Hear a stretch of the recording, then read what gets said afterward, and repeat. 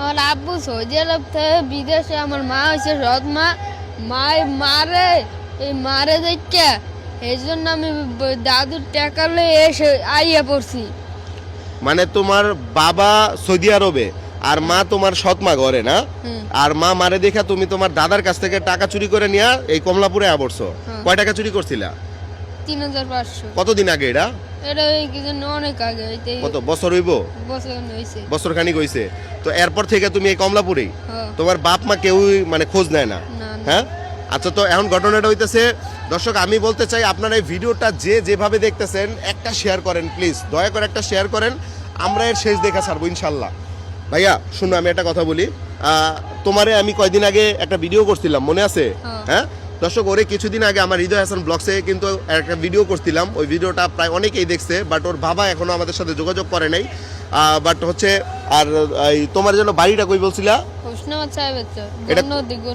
গণ্যদি। আচ্ছা, বাড়ির নাম কি তোমাগো? বাড়ির নাম হালদার বংশ। আচ্ছা, এটা বরিশালে পড়ছে না? আচ্ছা, এখন হচ্ছে দর্শক, ও হচ্ছে ওইভাবে আমরা পরিবারের সন্ধান পাই নাই, বাট আমরা সবকিছু মিলাই যেটা জানতে পারছি যে ওর নাকি হচ্ছে ওই মানে বাবা সৌদি আরব, এটা নাকি সত্য ঘটনা। ঠিক আছে ভাই, আমি যদি তোর বাড়িতে পৌঁছায় দিয়ে আসি, তুই যাবি? কেন যাবি না কেন ভাই? এখানে থাকলে তো তোর ভবিষ্যৎটা নষ্ট হয়ে যাবো গা, তুই বুঝোস না কিনলে ক? এখানে যদি তুই থাকস তোর ভবিষ্যৎ নষ্ট হয়ে যাবো গা।